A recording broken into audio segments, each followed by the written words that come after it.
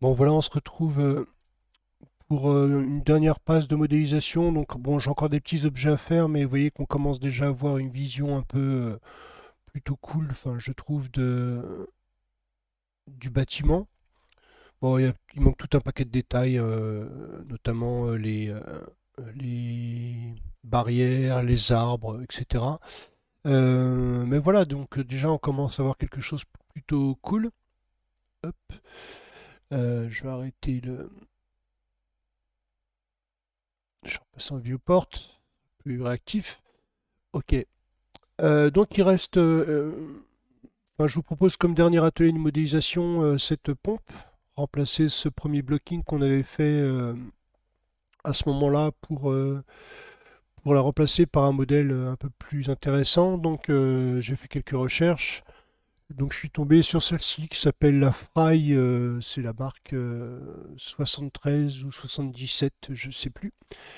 J'aime bien ce modèle au niveau graphique, je trouve plutôt sympa, mais j'aime bien également un autre modèle qui est le modèle 79. Alors, hop, je cherche. Voilà, celui-là. Notamment au niveau du pied, je trouve qu'il est un peu plus graphique, un peu plus sympa. Donc peut-être faire un mix entre les deux. Elles se ressemblent assez. Il existe également un modèle, voilà, un petit peu différent au niveau du pied, en tout cas. Donc je suis tombé sur ce modèle-là, donc je vais peut-être partir pour le bas sur cette forme-là, qui est un petit peu technique et un peu intéressante à faire d'un point de vue de la modélisation. Et puis par contre au niveau du rendu final, je vais plutôt m'approcher de ça. Donc ce qui changerait essentiellement, c'est cette première couronne en bas. Et voilà. Ok, donc bah, je vais aller dans Maya.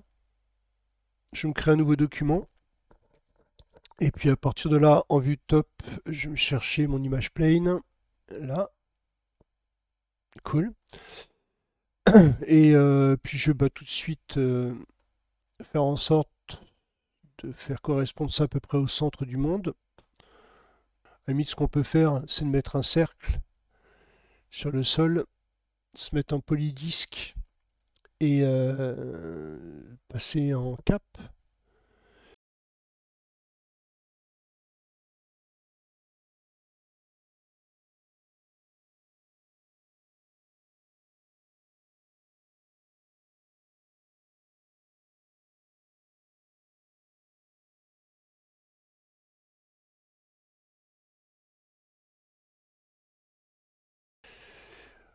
Ok, donc ça c'est bon pour le placement de cet élément-là. Je vais basculer sur ma vue latérale.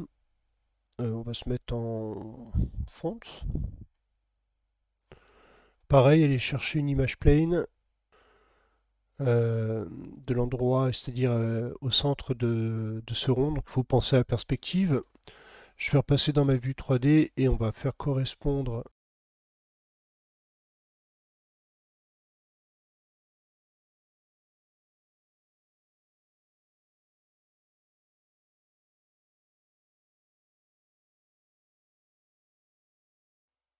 Ok, on va repasser en vue avant, puis on va essayer de voir si on est à peu près au centre de notre modèle. Donc je vais me caler par rapport à ce rond-là, là, à ce diamètre. Bon, globalement, on est au centre. Bon, encore une fois, hein, l'idée c'est de trouver un compromis, et puis après, on va s'adapter. Ok, donc bah là, je vais le reculer. Pareil pour le bas, on va le descendre un petit peu, histoire de travailler là-dessus. Dans les deux cas, ces deux images-là, je vais passer dans l'image plane shape et puis mettre un alpha beaucoup plus léger, 0.4 par exemple. Ça me permettra de mieux voir. Je pense que je peux descendre encore un peu, 0.2. Ok, histoire de mieux voir mon maillage. Et idem pour celle-ci. Peut-être un peu plus pour celle-là, 0.5. Ok, cool. Donc ces deux images-là, on va les bloquer dans l'espace pour pas qu'elles bougent. Donc pour ça, je vais aller dans le Channel Box Layer Editor Bon, je vais sélectionner ces deux images planes, je vais les rajouter dans un calque qui va s'appeler référence. Save. Et du coup, on va les mettre en référence. Ok, bah donc on était parti sur ce plane qui est plutôt déjà pas mal, vous voyez, en termes de nombre de segmentation. Donc, on n'a peut-être pas besoin de tous ces éléments-là. Par contre, ce qui m'intéresse assez bien, je pense qu'on peut le déplacer un tout petit peu, il doit y avoir un peu de perspective quand même. Je vais supprimer tous les polygones du centre, a priori j'en ai pas besoin. À la limite, je peux, puisque je les ai, on va juste booster un tout petit peu pour nous faire notre ligne ici. Supprime. Je vais passer en mode Edge. Et puis, ouais, je vais essayer double-clic, double-clic, d'élargir un tout petit peu. Ouais, je vais peut-être situer un tout petit peu mon background, de telle façon à ce qu'au moins on match cette partie-là. Donc je reviens sur mon image plane 1W.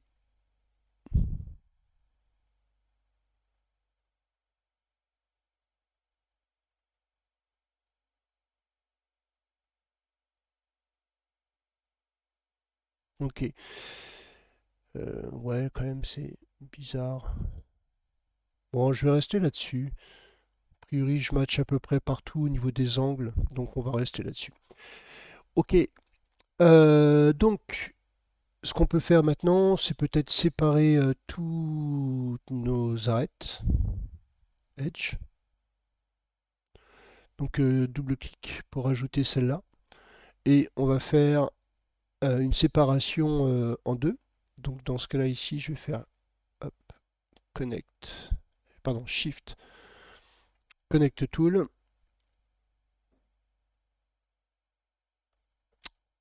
Et une séparation, ça me semble pas mal, donc entrée. Cool.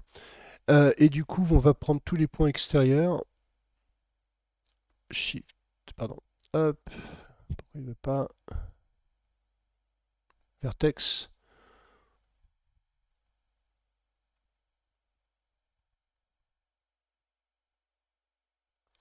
R, on va les centrer. Enfin, les rapprocher en tout cas du bord. Au niveau, vous voyez qu'ici on a un arrondi qui est plutôt bien marqué. Et pareil, on l'a un peu ici. Donc ce qu'on peut faire, c'est récupérer en mode Edge tous nos edges qui font les contours là. Double-clic, double-clic.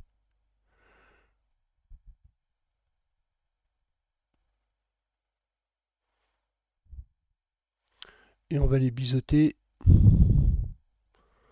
avec une fraction plus courte. Quelque chose comme ça. Et peut-être même rajouter un segment. De toute façon, avoir une belle courbe qui fonctionne relativement bien. Je vais peut-être marquer un tout petit peu plus l'angle. Ok. Je pense qu'on peut faire pareil pour toutes celles intérieures.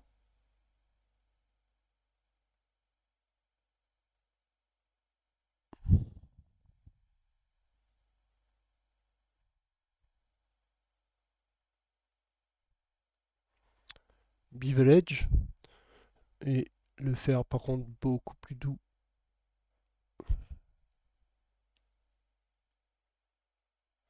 Bon, écoutez, je pense qu'on est finalement pas si mal que ça. Et puis, pour forcer un petit peu l'arrondi, je vais me sélectionner ces arêtes-là.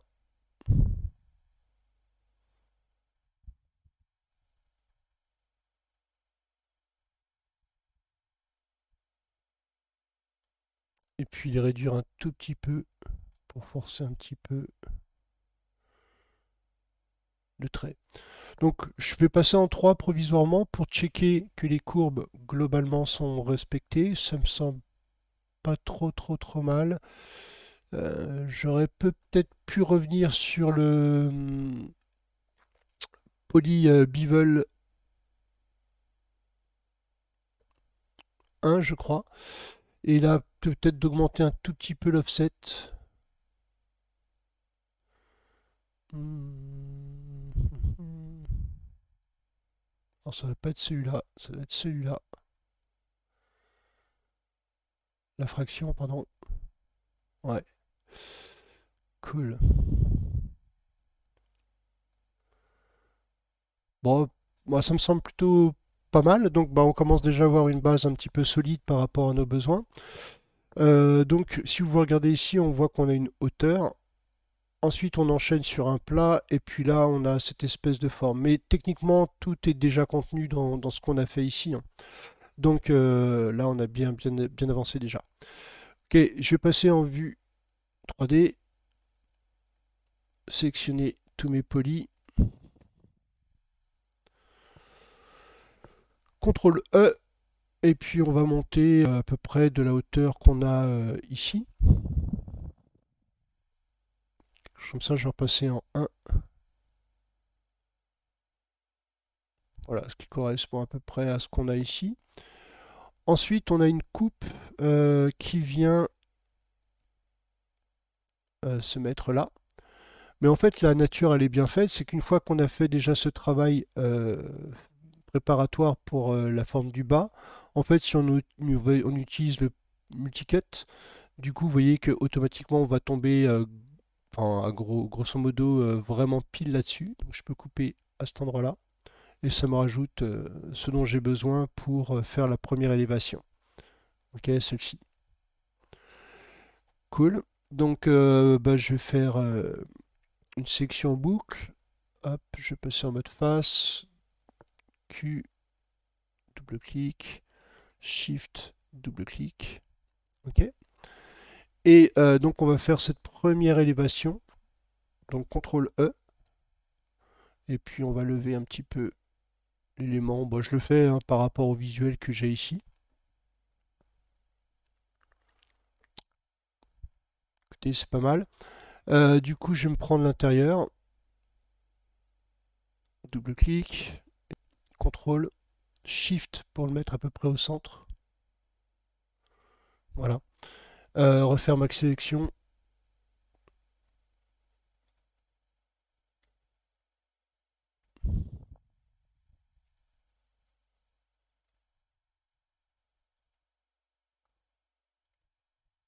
Ok.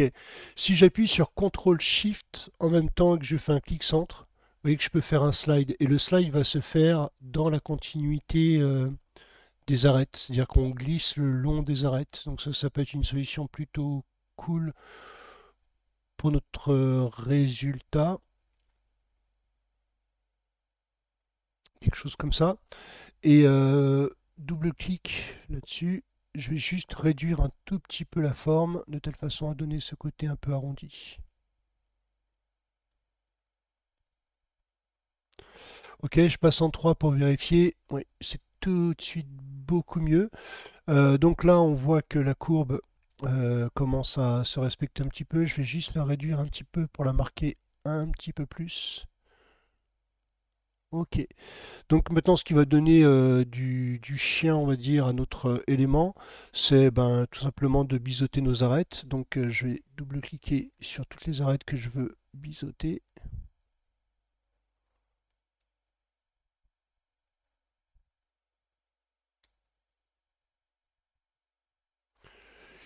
Ok, je pense que j'ai tout. Bevel Edge. Ok, je vais rajouter carrément un segment, enfin c'est-à-dire deux ici pour avoir vraiment quelque chose d'assez marqué. Et pareil, c'est du métal, donc assez serré pour obtenir des coupes assez franches. Quelque chose comme ça. Et donc là, si j'appuie sur 3, vous voyez qu'on a un résultat qui commence à devenir beaucoup plus sexy, on va dire, par rapport à nos besoins. Ok. Du coup, j'aurais presque envie de descendre un tout petit peu ces éléments-là. Donc, je vais double-cliquer sur celle du centre. CTRL gros, gros. Et W, on va descendre un petit peu ça. CTRL Z. Ah, pourquoi j'arrive pas à prendre ma... Voilà. Peut-être pour marquer un tout petit peu plus l'élément. Bon, bah écoutez, moi ça me convient par rapport à mon élément. Là, pour le coup, bah, je vois que ma photo ici est trop grande si je considère que le centre est censé venir se mettre dessus. Donc, je vais juste reprendre cette photo-là. Donc là, on voit que je suis pas tout à fait au centre par rapport à mes éléments, mais là-haut, ça l'est. Donc, il doit y avoir une petite rotation de la pompe. En tout cas, en termes de taille, à mon avis, regardez, si je me mets un peu plus ici, ouais, je pourrais faire grossir encore un peu.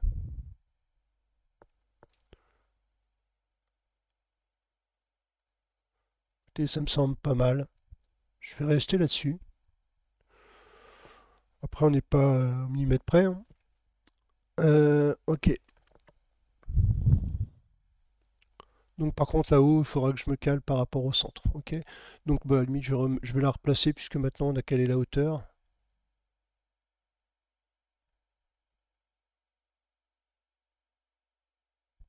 Très bien.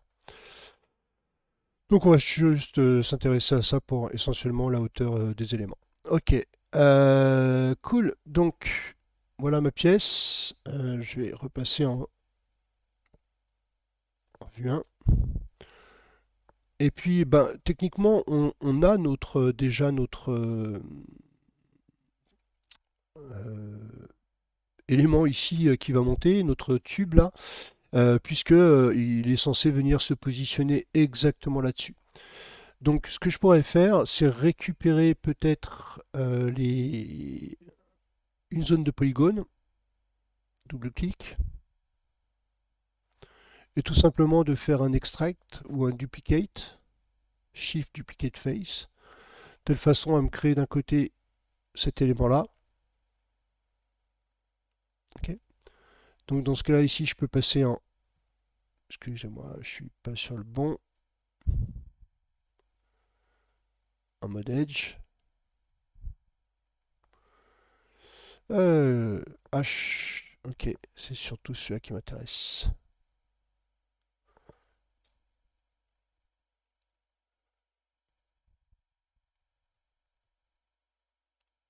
Double-clic là-dessus. W, et du coup, le lever par rapport à nos besoins. Donc là, la hauteur, elle est maintenant bonne. Donc l'idée, c'est d'aller jusque là. R, on va réduire. À peu près, hein. Cool. Et puis, bah, bien évidemment, Mesh Display Reverse. Ok, je vais le laisser comme ça avec très peu de polygones, de telle façon à ce que faire peut-être... vous voyez ici, je vois que dans ma référence, si je vous montre en détail ici, vous voyez que j'ai des trous, j'ai des plaques. Donc peut-être de faire d'abord ma version toute plate. On fait des trous, on fait nos coupes là où on a besoin, et puis après on mettra de l'épaisseur derrière.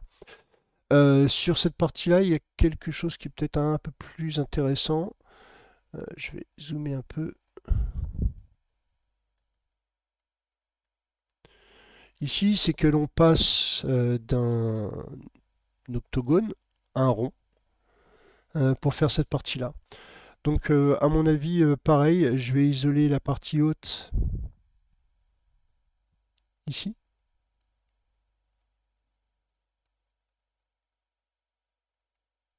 Je vais me faire une simple coupe.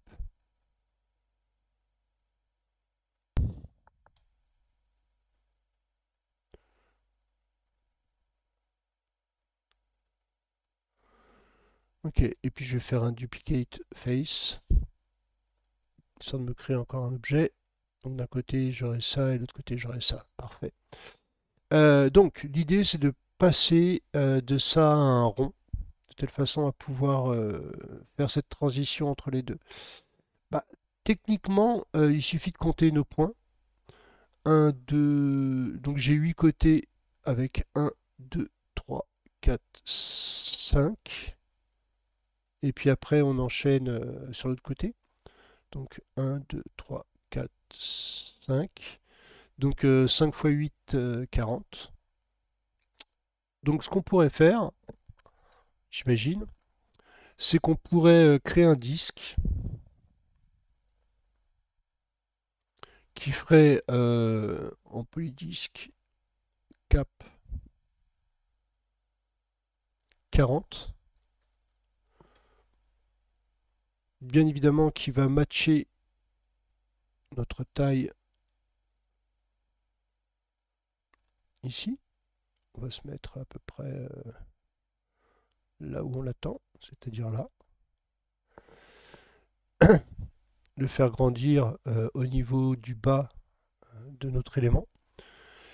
Et tout simplement de ponter nos points entre les différents éléments. Alors, en tout cas, ça peut être une option plutôt intéressante. Ok, donc là je vois, je vais déplacer un tout petit peu en hauteur. Je vais faire un center pivot pour l'amener là où il est attendu, c'est-à-dire ici. Double-cliquer sur mes edges. Là, on va l'élever un petit peu, parce que je vois qu'il y a un petit peu d'angle à cet endroit-là. Là. Ok.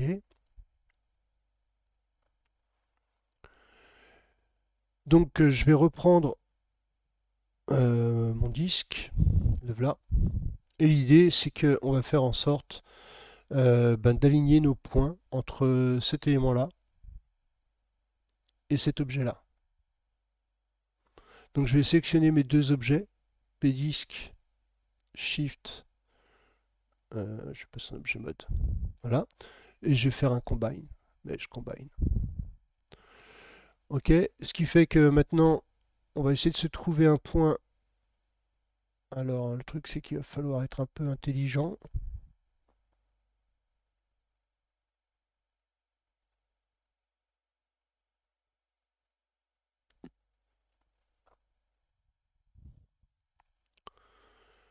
Ce qui m'inquiète un petit peu en fait,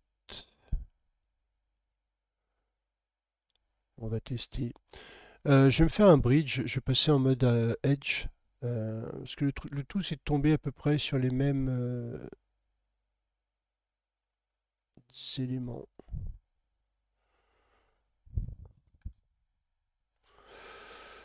Parce que là je tombe bien et là je tombe bien. C'est-à-dire que là entre celui-là, 2, 3, 4, 5, vous voyez que je tombe bien systématiquement par rapport à mes curves. Donc globalement il m'en faut 1, 2, 3, 4, 5.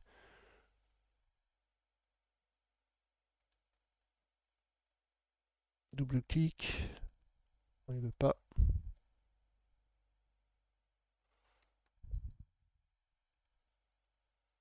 Donc ceux-là doivent correspondre à ceux-là. 3, 4, 5. Donc Shift, Bridge, et ça me donne ça. Et bien ça c'est plutôt pas mal. Donc du coup, je vais essayer de récupérer tout le reste. Shift.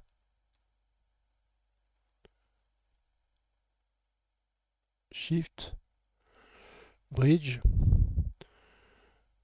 Bah écoutez, c'est plutôt cool, je trouve. Éventuellement, il me restera peut-être à rajouter des divisions. Ouais, il ne voudra pas ici. Donc je vais les rajouter avec cette fonction-là. Multicut.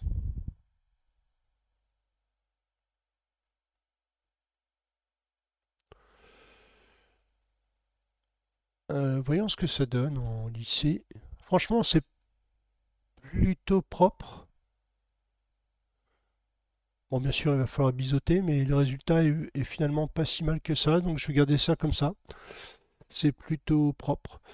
Ok, et donc W, je vais double-cliquer là-dessus, CTRL E, je vais me faire un thickness pour me donner un petit peu d'épaisseur intérieure. G pour reproduire mon élément, puis faire rentrer un peu de hauteur là-dessus. Ok, donc ça c'est bon. Sur la partie top, je vais repasser en shaded, double-clic. On va durcir là où on a besoin. Donc ça, double-clic ici,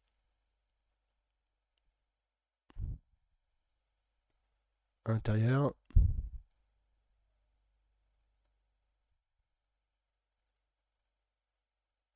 Ok. Et puis, bah écoutez, on va lisser un tout petit peu, peut-être marquer un tout petit peu cet angle-là, mais je le ferai dans un deuxième temps. Donc Shift Bevel Edge, rajouter peut-être un peu plus de... non, je vais faire 0.4. Par contre, un segment supplémentaire.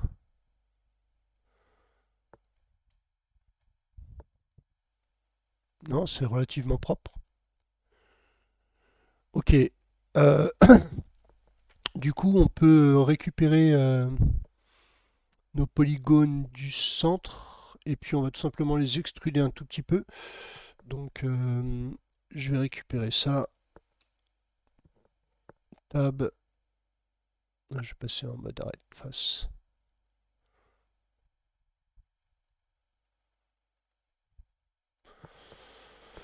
Contrôle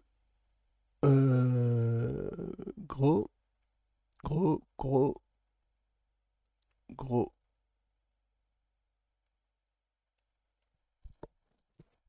J'arrive où là? Très bien. CTRL E, on va faire un petit offset vers l'extérieur.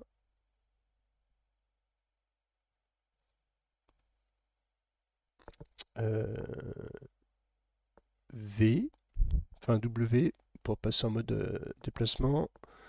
Et V, et je vais venir ramener ça. Non, je vais écraser tout ça pendant.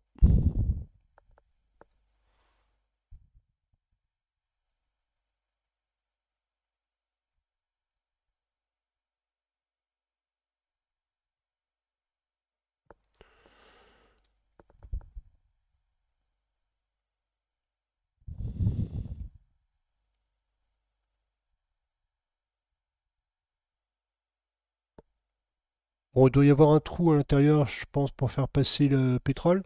Je vais pas trop m'en occuper, on le verra pas. Je vais peut-être le laisser comme ça me permettra d'asseoir un petit peu mes éléments. Par contre, ce que je peux faire,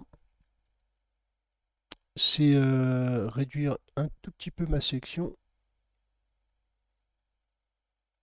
Shrink, shrink. Ok, R, on va le faire grossir, cette partie-là.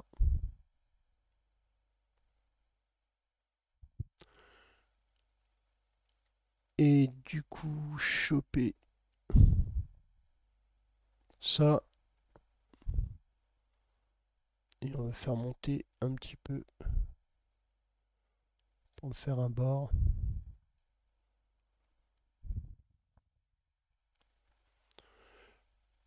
Double-clic sur les edges, histoire de durcir un petit peu là où on a besoin.